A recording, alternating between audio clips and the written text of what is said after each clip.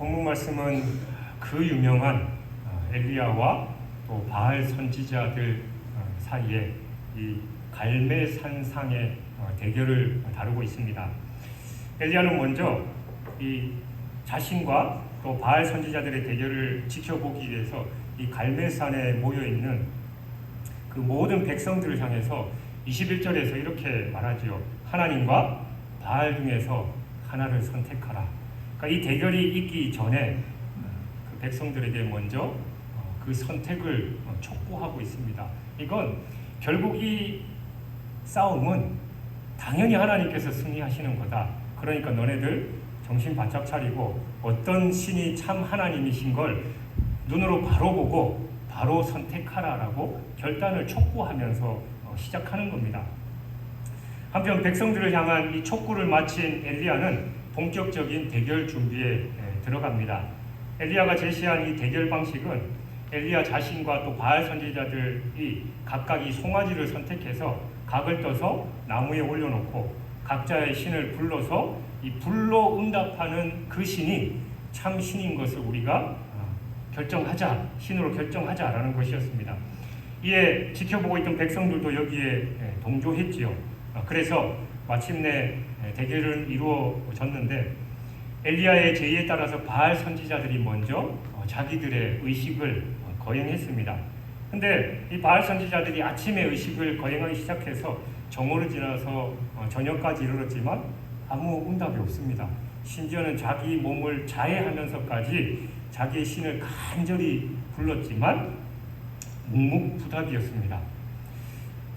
이번에는 엘리야가 의식을 거행하기 시작했지요. 엘리야는 백성들을 불러서 이스라엘 지파를 상징하는 12개의 돌을 취해서 무너졌던 여호와의 제단을 수축하게 하고 그 주위를 판 후에 이 도랑을 만들어서 그 도랑이 차고 넘치도록 제물에서부터 모든 제단에 물을 흥건히 붓게 만들었습니다.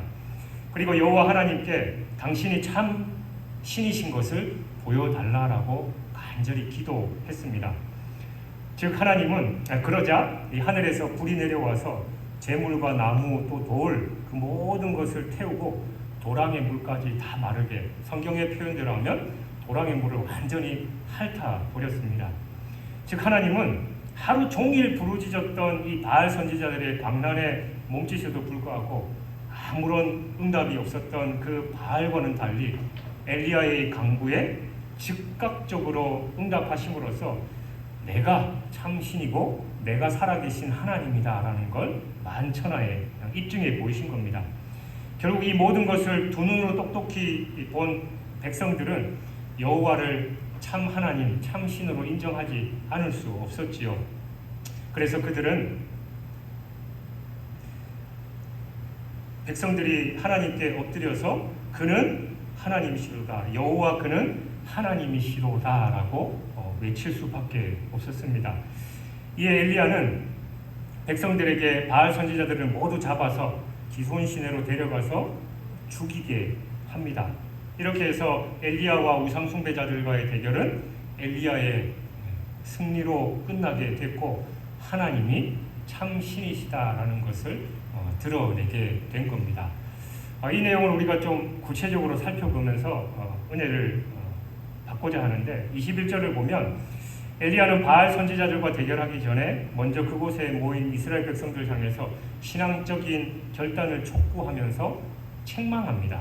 너희가 어느 때까지 둘 사이에서 머뭇머뭇 하려느냐. 여기서 둘 사이란 당연히 하나님과 바알 그 사이지요. 당시 북이스라엘 백성들은 일종의 혼합주의적인 이 종교 생활을 하고 있었어요. 그들은 여호와 하나님을 섬기면서도 동시에 이 바알과 아세라와 같은 우상들도 섬기고 있었던 겁니다.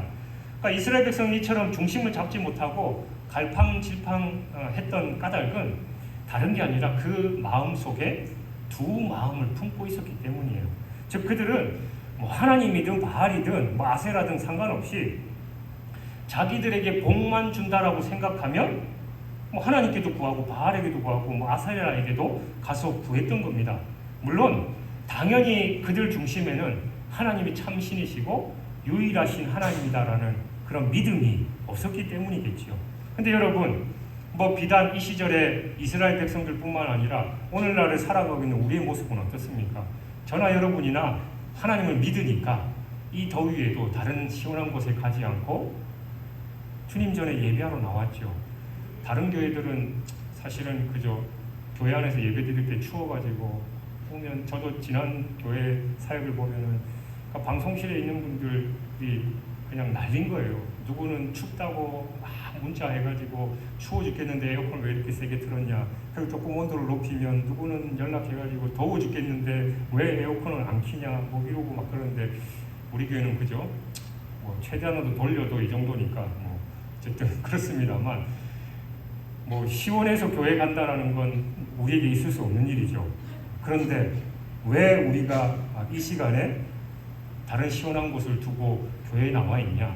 뭐 하나님의 존재를 믿고 신앙이 있으니까 왔죠. 근데 여러분, 여러분의 마음 중심을 한번 깊이 생각해 보십시오. 여호와 하나님만이 나의 참신이시고 유일하신 하나님이신가? 지금 이 자리보다 나한테 더 중요하고 더 필요한 일이 있으면 과연 내가 지금 이 자리에 앉아 있을 것인가? 우리 스스로 돌아봐야 됩니다. 내 마음에 하나님만이, 이 예배 시간은 하나님께만 드려야 된다라는 마음이 있으면 뭐 고민할 필요도 없겠죠. 그러나 다른 마음을 품고 있으면 갈팡질팡 하게 되는 겁니다.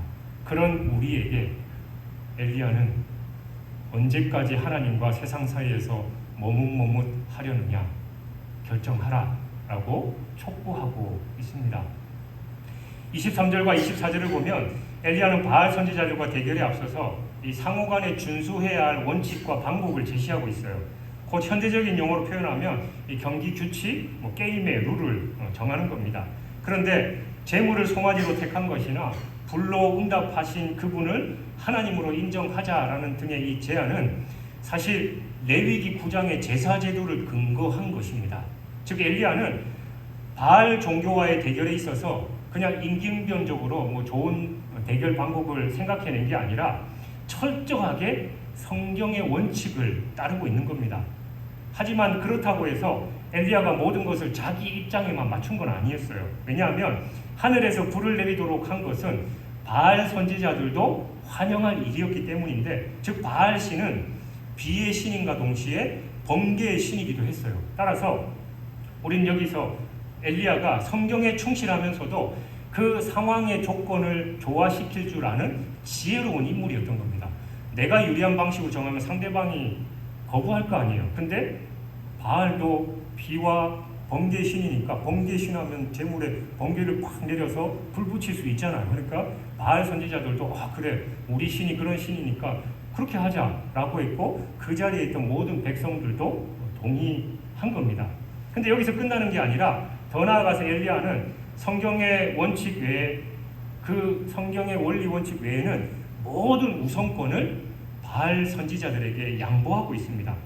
사실은 이게 말처럼 그렇게 쉬운 일은 아니에요. 왜냐하면 우리가 이 대결에 있어서 이 대결은 참 종교를 하는 것뿐만이 아니라 엘리야 자신의 생사가 달려있는 문제이기도 했습니다. 따라서 보통 사람들 같으면 어쨌든지 간에 내가 유리한 방면으로 모든 수단과 방법을 동원했을 겁니다. 근데 엘리야는 이처럼 중요한 상황이었음에도 불구하고 자기에게 유리하도록 규칙을 정하기는커녕 오히려 모든 것을 바알 선지자들에게 양보했던 겁니다. 그래서 이를 들은 백성들은 모두 의의 없이 공정하고 합당하다라고 생각하면서 그 말이 옳도다라고 대답을 한 거예요. 따라서 이러한 엘리야를 통해서 오늘 우리 성도들은 어떤 일을 하든지 간에 항상 하나님 말씀에 근거해서 공명정대해야 된다라는 것을 배웁니다.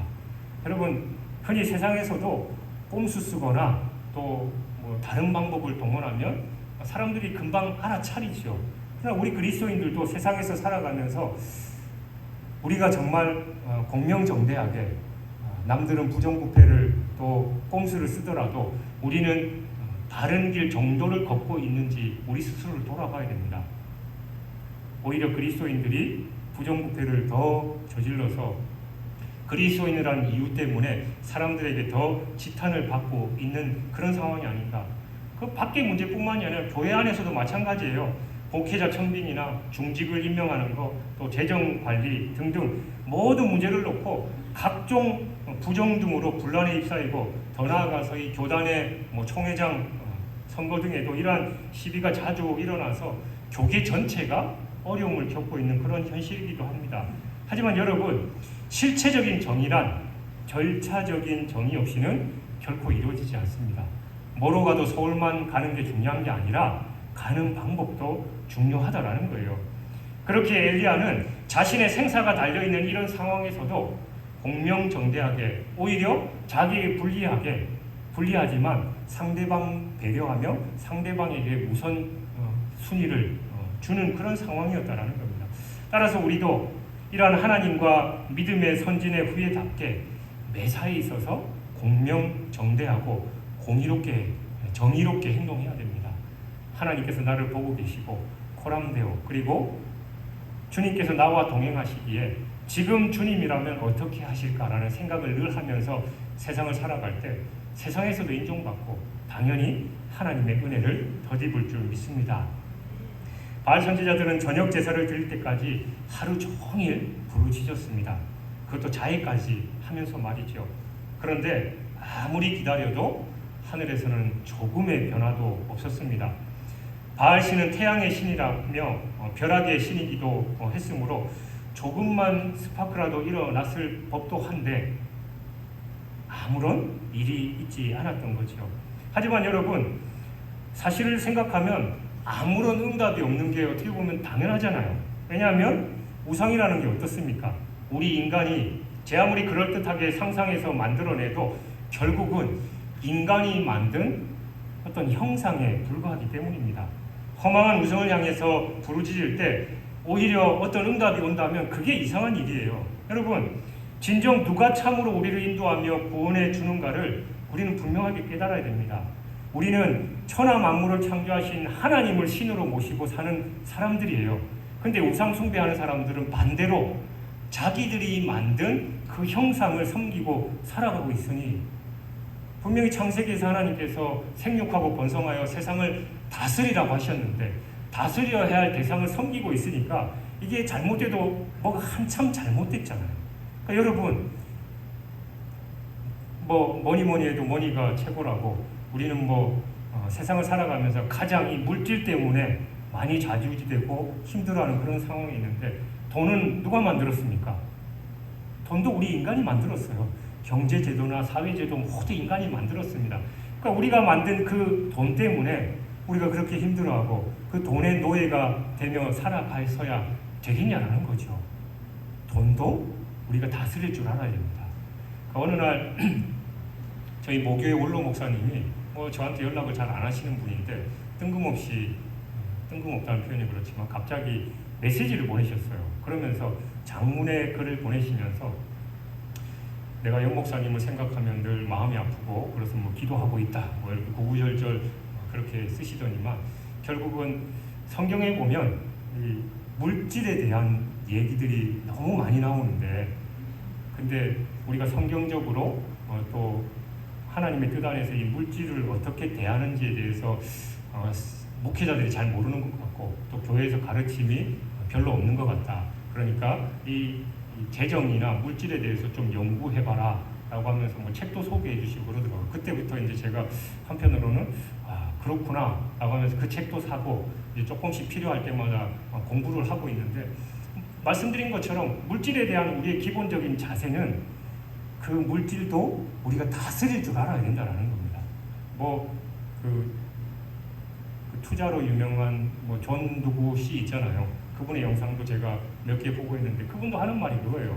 돈은 우리가 다스려야 된다. 그리고 돈이 굴러가게끔 해야지 우리가 그 돈의 노예가 되면 안 된다라는 게 이제 대전제로 얘기를 하던데, 여러분 마찬가지로 우리가 하나님의 뜻대로 살아가는 것이지 또 이 세상의 신, 또 물질 때문에 우리가 거기에 노예 생활을 해서는 안 된다라는 겁니다. 참 하나님이 누구인지를 분명하게 깨달아야 됩니다. 그래서 인간이 만들 허망한 것을 쫓지 말고 영원불변하신 그 하나님만을 섬기며 살아가야 하는 것이죠. 또한 인간의 노력으로 도달해서 얻을 수 있는 진리와 구원이라면 이는 결코 절대적인 진리나 구원이라고 할 수 없습니다. 다른 종교와 우리 기독교의 차이가 그거잖아요. 오늘 본문에도 바알의 선지자는 어떻습니까? 자기들이 그냥 아침부터 밤까지 간구하고 안 되니까 자기 몸을 자해하면서 어떻게든지 간에 우리를 보고 좀 어떻게 해달라고 그렇게 간구하지만 바알은 묵묵부답이었습니다. 근데 우리 기독교는 반대예요. 우리의 힘과 능력으로 뭔가를 하는 게 아닙니다. 말 그대로 하나님께서 은혜를 베푸시는 종교가 우리 기독교예요. 좀 전에 말씀드린 대로 우리가 뭔가를 해서 도달하는 게 진리라면 그건 참 진리가 아니죠. 우리가 도달할 수 없기 때문에 신이고 능력인 겁니다.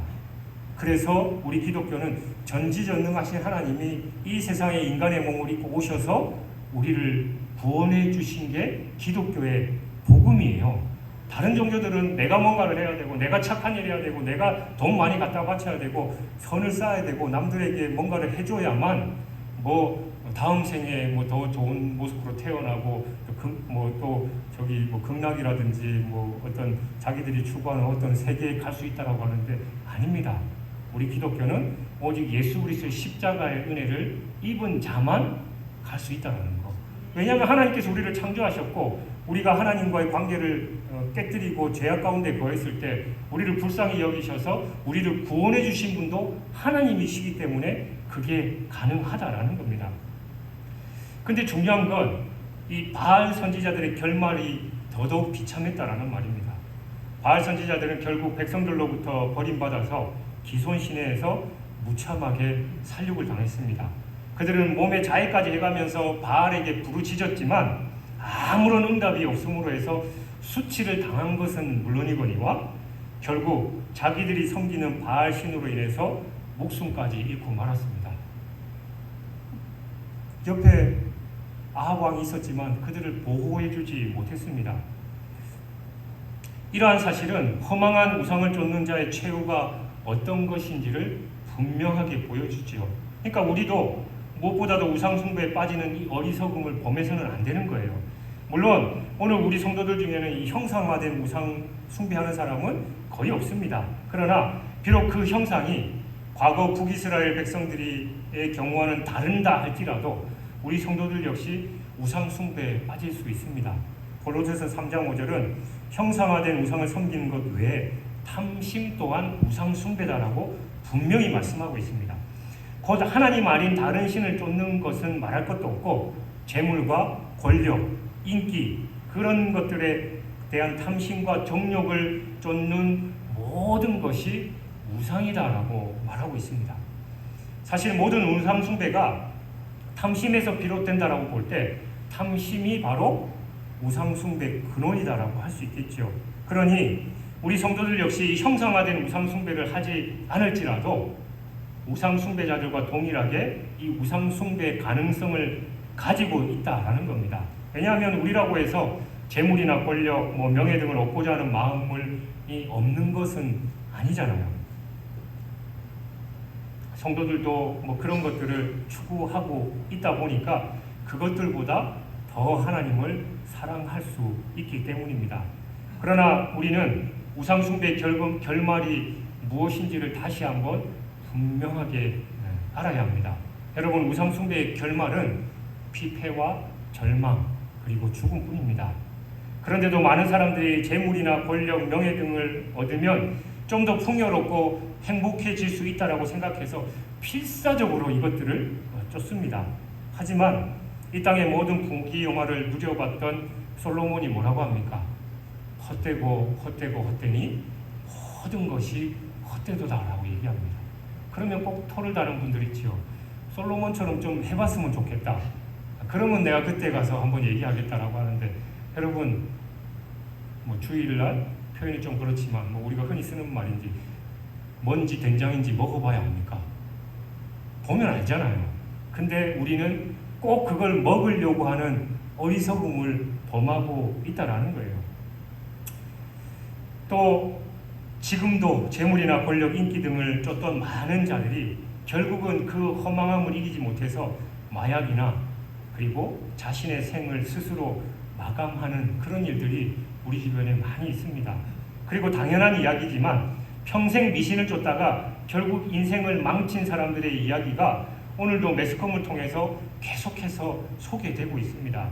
그러므로 우리 모든 성도들은 육신의 눈과 정욕을 따라서 이 세상의 헛된 것들을 쫓지 말고 오직 성령의 인도하심을 따라서 살아계시고 영원하신 하나님만을 우리의 목자로 삼으시길 주님의 이름으로 축원합니다.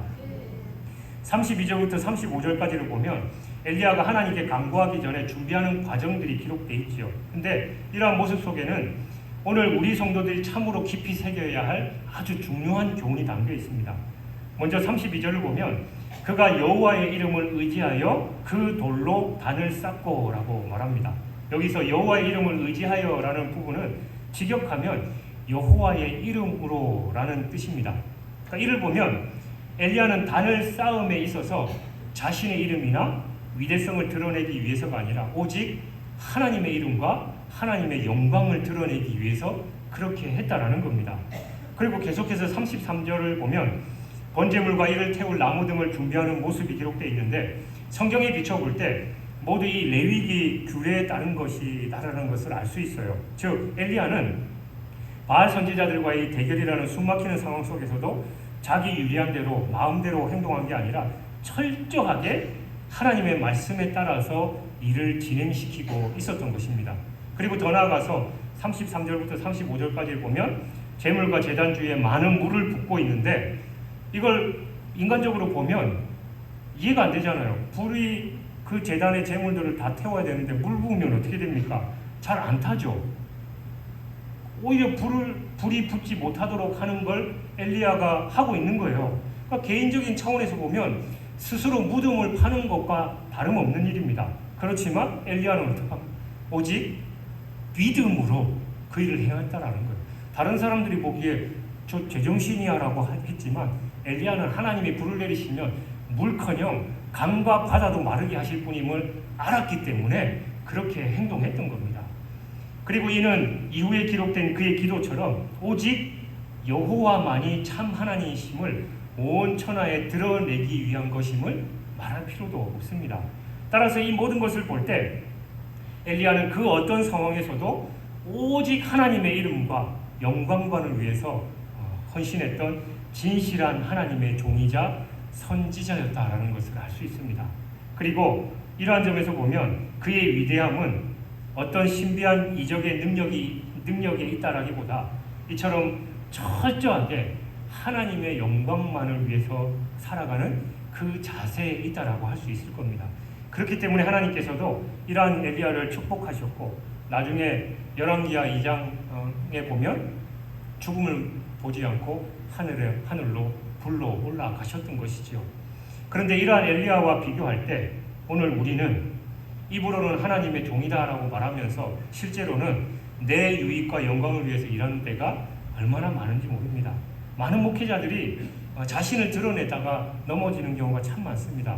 순수하게 하나님 주신 사명을 잘 감당하다가 나중에 어느 정도 위치에 가니까 교만하게 되고 하나님의 영광보다 자신을 드러내다 보니까 선자는 넘어질까 조심하라 라는 그 말씀처럼 넘어지게 되는 거죠. 하지만 여러분 모세나 여호수아를 보십시오. 그들은 그토록 위대한 일을 했으면서도 이 마지막 고별 설교의 기록에 나와 있듯이 자신의 업적은 조금도 언급하지 않고 오직 하나님만을 높이며 백성들에게 하나님만을 따를 것을 간절하게 부탁했습니다. 또한 예수님 역시 누가복음 17장 7절 이하에서 제자들에게 명령받은 모든 것을 행한 후에도 오직 무익한 종이라고 말하면서 뒤로 물러나 있을 것을 가르치셨습니다. 따라서 만일 우리가 어떤 일을 할 때 내 생각대로만 처리하면서 이후에도 자신을 드러내려 한다면 이는 하나님의 종이 아니다라는 걸 스스로 드러내는 겁니다. 그러니까 하나님의 일을 할 때 하나님께 모든 영광이 돌려져야 되고 나는 무익한 종이니까 당연히 해야 될 일입니다 라는 고백이 해야 되는데 내가 이랬는데 내가 그랬는데 라고 하는 사람은 스스로 나는 하나님과 상관없이 내 일을 한다라는 걸 증명하는 그런 경우가 된다라는 것이죠. 그러므로 여러분 우리는 오늘 본문에 기록된 엘리야의 모습을 보면서 어떤 상황에서 그 무슨 일을 하건 오직 철저하게 하나님의 이름과 영광만을 위해서 해야 될 줄 믿습니다. 먹든지 마시든지 무엇을 하든지 하나님께 영광 돌리는 그런 삶을 살아가는 저와 여러분이 되시길 주님의 이름으로 축원합니다. 그리고 39절을 보면 모든 백성이 이를 보고 말하되 여호와 그는 하나님이시로다. 여호와 그는 하나님이시로다라고 고백합니다.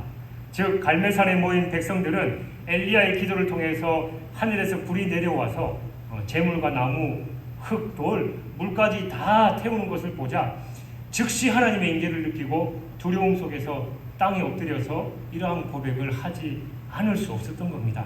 그런데 이러한 그들의 모습은 앞서 보인 태도와 비교하면 엄청나게 놀라운 변화라고 할 수 있죠. 그들은 앞에서 엘리야가 그토록 신앙의 결단을 촉구했어도 묵묵부답이었습니다.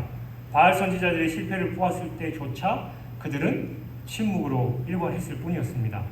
따라서 이러한 모습은 진정 하나님의 나라에는 말에 있지 않고 능력에 있다라고 하는 고린도전서 4장 20절 말씀을 실감하게 하는 장면입니다.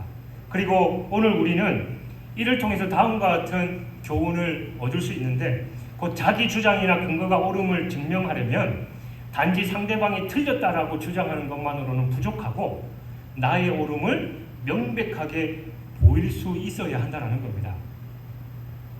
그러나 예나 지금이나 사람들은 이러한 사실을 망각하고 오직 상대의 잘못된 것을 드러내면서 자기는 저절로 옳게 될 수 있다라는 어리석은 생각을 할 때가 참 많습니다.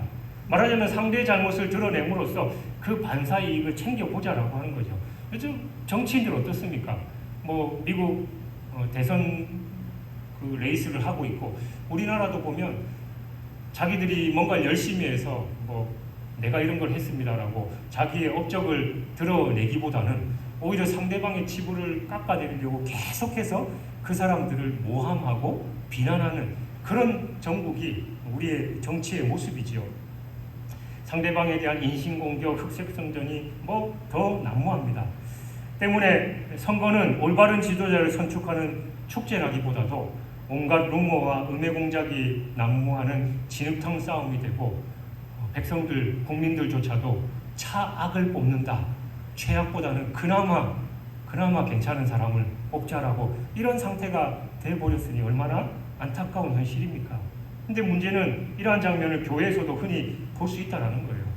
일부 교회나 성도들은 세상의 잘못을 지적하면서 저절로 복음의 진리가 드러날 수 있다고 생각하고 세상의 잘못을 지적하는 일에만 몰두하는 겁니다. 하지만 여러분, 오늘 우리가 살아가는 이 땅은 진공 상태가 아니라 사탄과 하나님의 나라가 대결하는 치열한 영적 전쟁터입니다. 그리고 이러한 상태에서 가장 분명하게 드러나는 것은 말이 아니라 능력이에요. 그렇기 때문에 오늘 본문에서 보듯이 엘리야는 바알 선지자들의 허구가 드러났을 때 그것으로 만족하지 않고 오히려 재물에 물을 부어 불을 내려 태움으로써 완벽하게 살아계신 하나님을 증명해내 보인 겁니다. 또한 우리 주님 역시 이 땅에 계실 때 세상의 위선이나 거짓을 폭로하는 것에 그치지 않으시고 능력과 또 이적으로 하나님 나라를 증거하신 후에 이들을 보고 하나님의 나라를 믿으라라고 당당하게 말씀하신 겁니다. 그러므로 우리는 세상을 향해서 복음을 증거할 때 단지 입술과 말로서만이 아니라 당당한 실천과 능력으로 하나님 나라를 증거해야 하는 겁니다. 그리고 단지 세상의 잘못을 지적하고 책망하는 것으로 그치지 말고 진정한 진리와 공의가 무엇인지를 우리 삶을 통해서 보여줘야 하는 겁니다.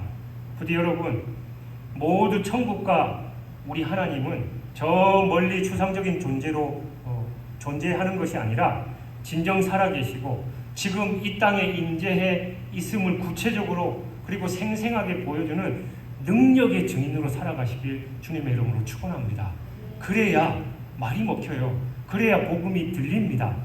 그런데 말만 하면 니나 잘해 라는 그런 소리 듣고 말 뿐입니다. 그리고 40절을 보면 엘리야는 백성들이 하늘로서 오는 불을 보고 누가 참 하나님이심을 알게 되자 곧 그들에게 바알 선지자들을 잡으라라고 명하셨습니다. 그리고 기선시내로 끌고 가서 모두 죽였습니다. 그런데 앞서 본 바와 같이 바알의 선지자들이 최소 450명이었어요. 게다가 만일 그 자리에 아세라 선지자들까지 있었다면 그 숫자는 합해서 모두 최소한 800명 이상이 넘었을 겁니다. 따라서 이들을 모두 한 자리에서 죽였다면 그 기손 시내는 그냥 피로 물들어서 그 광경이 정말이지 끔찍하고 처참했을 겁니다. 때문에 세상 사람들은 이러한 성경의 기록들을 들이대면서 구약의 하나님은 잔인하기 짝이 없는 신이다라고 그렇게 말하기까지 합니다. 하지만 여러분, 이 땅에서 가장 무서운 것은 바로 하나님을 떠나는 죄악입니다. 하나님을 대적하는 죄인 겁니다. 바로 이런 죄 때문에 오늘 이 땅에서 이토록 끔찍한 불행과 고통이 왔기 때문이에요.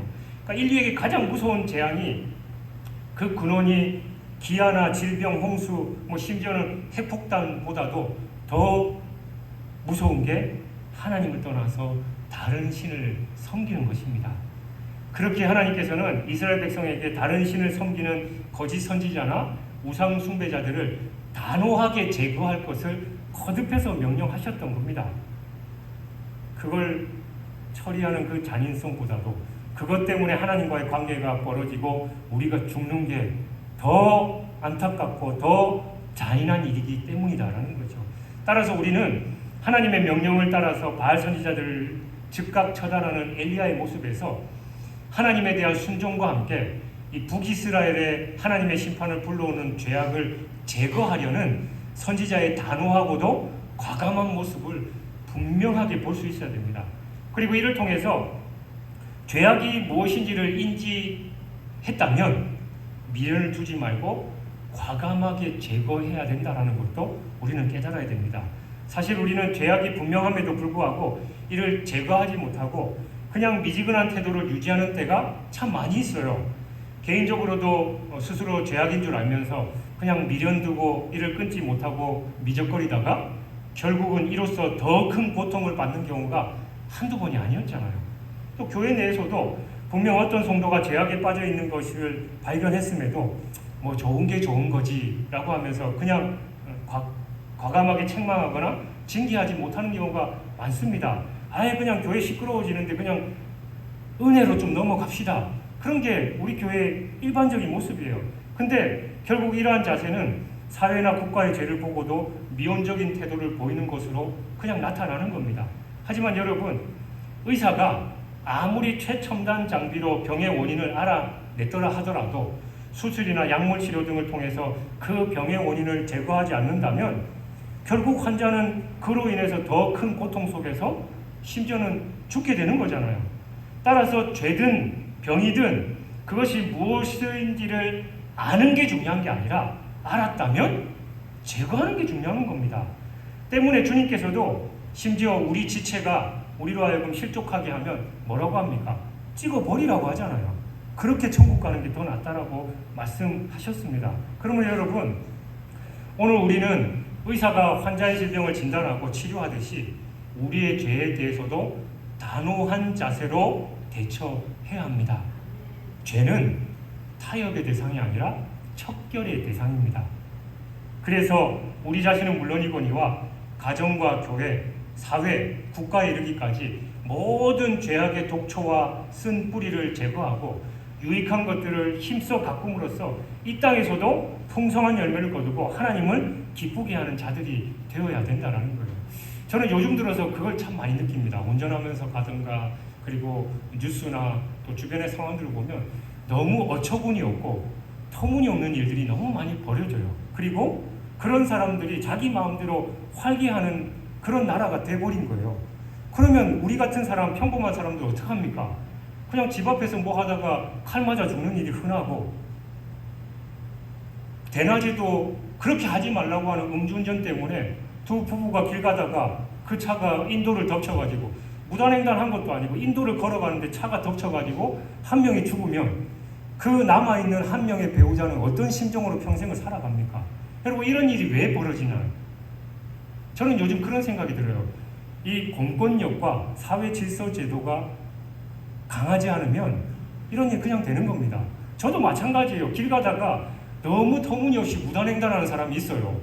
그것도 뭐 자기가 잘못했으면 양심 있으면 뛰긴 할 텐데 차가 오는 거 뻔히 아는데 이러면서 이러고 걷고 있어요. 그러면 속에서 천불이 나죠. 제가 목사만 아니면 내려서 뭐 어떻게라도 할 건데 거기다 대놓고 빵빵하거나 창문 내리고 큰 소리 치면 어떻습니까? 잘 알잖아요. 그런 사람들 괜히 잘못 건드리면 험한 꼴 당해요. 근데 그런 사람들 그냥 내버려두면 당연히 그런 줄 알고 계속 그렇게 합니다. 그럼 저 사람 저렇게 하네? 또 비슷한 사람이 또 그렇게 할 거 아니에요. 그러면 이 나라가 어떻게 됩니까? 그래서 공권력이 강해야 돼요. 뭐 독일이나 싱가포르 어떻습니까? 싱가포르는 껌 씹으면 벌금이 얼마예요? 바닥에 휴지 버리면 어떻게 됩니까? 어마어마한 벌금을 매겨요. 그러니까 사람들이 껌 씹을 생각도 안 해요. 밖에 휴지 버릴 생각도 안 합니다. 근데 우리는 그토록 음주운전 얘기 많이 나오고 그렇게 하는데 했던 사람이 또 하고 뭐 요즘 음주운전에서 사고 난 얘기가 매일 뉴스마다 나와요. 왜 그런 일이 벌어지는 거예요? 뭐 방법이 있잖아요. 뭐 차에다가 음주 측정기를 달아야 시동이 걸리도록 하자 뭐 이런 대안들은 많은데 안 되고 있어요. 여전히 음주운전 때문에 많은 사람들이 피해를 보고 죽음에 이르고 있고 음주운전으로 가해했던 그 사람은 뭐 심지어는 초본이면 벌금 내건가 뭐 재범이라도 좀 형 살다가 뭐 보석으로 풀려나든지 좀 돈 있고 힘 있는 사람들은 어느 순간 그냥 일상생활을 하면서 또 두 번, 세 번 음주운전을 하는 그런 상황이 돼버렸다는 겁니다. 여러분 우리도 마찬가지입니다. 우리 안에 죄악들 뭐 그럴 수 있지 세상이 다 그런데 그냥 놔두면 엉망진창이 되고 결국은 그 죄악으로 인해서 우리가 죽음에 이르는 거예요. 바늘도둑이 소도둑된다고 바늘 훔쳐왔을 때 단호하게 끊어내야만 소도둑으로 안 가는 겁니다. 근데 우리는 내 자신뿐만이 아니라 교회 공동체 안에서도 그런 생각으로 살아가고 있으니까 괜히 좋은 게 좋은 건데 싫은 소리 하면 관계나 헤어지고 그러다 보니까 오늘날 이 한국 교회가 이렇게 된 거예요. 그러면 결국은 맞이든 소금이 돼서 세상 사람들에게 밟힙니다. 세상 사람들이 교회를 존중합니까? 존경을 떠나서 존중도 안 하고 무시하죠.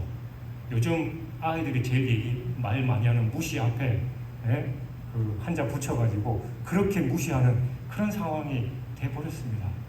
사랑하는 여러분, 오늘 말씀을 묵상하면서 우리 스스로에게 반드시 물어야 할 중요한 질문거리가 있습니다. 그건 바로 우리가 앞으로도 영원히 계속해서 섬기고 따라야 할 참 신이 누구인 거냐라는 겁니다. 여러분, 엘리야가 여러분에게 촉구하고 있어요. 하나님과 세상 사이에서 선택하라. 머뭇머뭇하지 말고 지금 이 시간 선택하라. 그런데 오늘 본문에서 기록된 갈멜산에서 대결에서 이 질문에 대한 응답은 웅변적으로 그리고 분명하게 해주고 있습니다. 그건 바로 오직 우리 하나님만이 살아계시는 참 신이다라는 겁니다. 그러면 그 이유는 어떻습니까? 엘리야는 이를 지켜본 백성들을 향해서 자 이제 여호와께서 참 하나님이심을 알았으니까 여러분 돌아가서 보셨죠? 그러니까 잘 결정하고 따르십시오 라고 그렇게 얘기했나요? 아닙니다. 본문에 기록하듯이 엘리야는 하나님 앞에 엎드린 그 백성들을 명령해서 바알 선지자들을 잡아서 기손 시내에서 모두 죽이라라고 했습니다. 그리고 이러한 사실은 하나님과 바알은 결코 양립될 수 없을 뿐만이 아니라 그러한 바알을 모양이라도 쫓는 것은 결코 허용될 수 없다는 것을 분명하게 하는 것이다라고 할 수 있어요. 곧 하늘에 두 태양이 있을 수 없듯이 우리 또한 내 마음의 두 주인을 섬기는 것 그런 것과 같은 어떤 혼합주의도 있을 수 없다는 겁니다. 그러므로 여러분 오늘 본문에 기록된 엘리야와 바알 선지자들과의 대결 기사를 묵상하면서 엘리야가 백성들 향해서 던졌던 그 질문을 오늘 나 자신을 향해서 던져야 됩니다. 그래서 진정 여호와가 하나님이시면 진심을 다해서 그를 쫓는 결단을 내려야 됩니다. 쉽지 않죠. 800명이 넘는 그 우상을 섬기는 선지자들을 끊어내야 하는 아픔이 있습니다. 그거 보면서 주변 사람들이 얼마나 말이 많았겠어요. 그러나 하나님의 뜻이기 때문에 단호해야 하는 겁니다. 근데 여러분 이렇게 멋있는 엘리야가 본문 이후에 어떤 상황이 벌어지는지를 살펴보면 이 상황을 보고 그 자리에 없었던 이세벨이 모두가 여호와 그는 하나님이시도다라고 고백을 했지만 그 이세벨은 여전히 강팍한 마음을 유지합니다. 사실은 모두가 변화되는 거 아니에요. 지금 똑같이 말씀을 듣고 있지만 머리로 깨닫고 마음의 은혜를 받지만 손과 발로 행동하는 사람 극히 드뭅니다. 그리고 오늘 본문에처럼 그 많은 백성들이 오직 여호와 그는 하나님이십니다라고 고백하고 엎드렸지만 이세벨은 어떻게 합니까? 그 얘기를 듣고 사원을 보내서 엘리야에게 얘기하죠. 저 800명 넘는 선지자들이 죽었던 것처럼 내일 네가 저 모양이 될 거다. 기다려라라고 선포합니다. 근데 여러분, 그 얘기를 들은 엘리야는 어떻게 합니까? 뒤에 본문을 쭉 읽어보면 도망가요. 그래서 숨어서 로뎀나무 아래에서 그가 하나님께 기도하는데 하나님, 이제 됐습니다. 나를 차라리 죽여주십시오. 근데 여러분, 이상하잖아요. 850명 그리고 그 자기를 그토록 죽이려고 했던 아합, 또 다 한 통속이던 모든 백성들 앞에 홀로 서서 하나님의 뜻을 구했고 결국은 그 멋진 승리를 이루어낸 엘리야가 몇 시간 지나지 않아서 이 이세벨 아합의 왕비죠. 왕비가 너도 내일 똑같이 내가 죽여주겠다라고 그 한 말에 겁이 나갖고 도망가요. 오늘 우리 중고등부 예배 때도 이 말씀, 그 뒤에 말씀을 나눴는데 보니까 이제 주석책을 참고해서 보니까 엘리야가 얼마만큼 도망갔냐면 140km를 갔대요. 그러니까 일반적으로 한 사람이 하루 종일 걸어서 일반적으로 걸어가는 게 보통 40km 정도 된답니다. 근데 140km 갔으면 어디에 갔을까요? 전문용어로 죽어라 뛰었을 거 아니에요. 얼마나 무서웠으면 보통 40km 가는데 140km를 가가지고 해요. 그리고 그 뒤에 내용을 보면 완전히 지치고 그래서 하나님께서 천사를 보내서 어루만지시고 위로하시고 먹이시고 회복시켜 주셔요. 근데 여러분, 여기에 극명한 차이가 있는데 그 어마어마한 승리를 거두었던 엘리야는 아까 우리가 살펴봤듯이 뭐라고 합니까? 여호와의 이름을 의지하여. 그가 하나님의 이름을 의지해서 그 수많은 사람들과 대적했을 때는 엄청난 승리를 거두었습니다. 근데 그 뒤에 19장 3절에 보면 이렇게 돼 있어요. 이 형편, 그러니까 이 형편이 뭐냐면 자기 주변 상황, 그러니까 그 이세벨이 자기를 죽이려고 하는 그 상황을 보니까 절망하고 도망가서 죽기를 강구하는 그런 상황이 됐다라는 겁니다. 여러분, 엘리야는 하나님 대신에 자기 앞에 있는 형편, 즉 상황을 바라봤습니다. 엘리야가 갈멜산에서 승리했던 이유는 내 능력, 자기 능력이 아니라 오직 하나님만을 바라본 곳에 있었습니다. 그가 만일 바알의 선지자 아합 그 완악한 백성들을 바라봤다면 승리하지 못했겠지요. 살아계신 하나님을 바라봤기 때문에 담대하게 나섰고 결국은 승리할 수 있었습니다. 여러분, 엘리야는 우리와 성정이 같은 사람이라고 야고보서 5장 17절에서 말씀하잖아요. 우리 역시 연약한 존재예요. 오늘 은혜 받고 하나님의 능력으로 우리가 충만했다가 단 한두 시간 후에 좀 있다가 그냥 주변 상황이나 여러 가지 때문에 쭈그러들고 절망하고 낙심하고 심지어는 내가 이렇게 살아서 뭐해, 그냥 확 죽어버려, 그런 생각할 수도 있어요. 우리는 연약한 존재입니다. 그러나 그런 우리의 모습을 보고 하나님이 우리를 나무라시지 않으셔요. 나무라실 때도 있겠죠. 엘리야가 그렇게 절망하고 있을 때 하나님이 가서 야, 너 정신 안 차려? 그러고도 네가 선지자야? 말씀 더 붙들고 기도하고 그래서 이겨내야지. 이게 어디 지금 선지자가 나 죽여주십시오 그런 믿음 없는 소리에, 그게 아니었습니다. 위로하시고 지쳐서 쓰러져 있는 엘리야를 물과 음식을 먹이고 회복시키신 다음에 또 푹 자게 만들고 그때서야 하나님께서 말씀하셔요. 내가 같이 있잖아. 내가 하나님이야. 나 봐야지. 너 이세벨 너 죽이려고 하는 그 상황 보지 마. 나만 바라봐. 했을 때 엘리야는 정신 바짝 차리고 다시 또 하나님의 산 호렙으로 갈 수 있었던 겁니다. 여러분, 우리도 연약해요. 실수합니다. 넘어집니다. 절망합니다. 그러나 오늘 이 본문의 이스라엘 백성들, 그 모든 사람들이 했던 그 고백, 여호와 그는 하나님이시로다. 이 고백을 날마다 매 순간마다 하는 사람은 흔들릴 수 없습니다. 주변 상황 보이지 않습니다. 하나님만 바라보면 우리는 절망하지 않습니다. 근데 그게 힘들죠. 엘리야는 정말 대단한 선지자였지만 금방 그렇게 낙심하듯이 우리도 연약하고 부족합니다. 그렇기 때문에 하나님의 도우심을 구해야 해요. 하나님 도와주십시오. 저 연약한 거 아시잖아요. 또 쓰러졌습니다. 그러나 하나님, 내가 주변 상황, 하나님보다 더 크게 보이는 그 주변 상황 때문에 힘들지만 이제 하나님을 보겠습니다. 하나님, 문제보다 더 큰 하나님을 의지하겠습니다. 여호와 그는 하나님이십니다라는 그런 고백을 날마다 매 순간마다 해서 승리하는 삶을 살아가는 저와 여러분이 되시길 주님의 이름으로 축원합니다.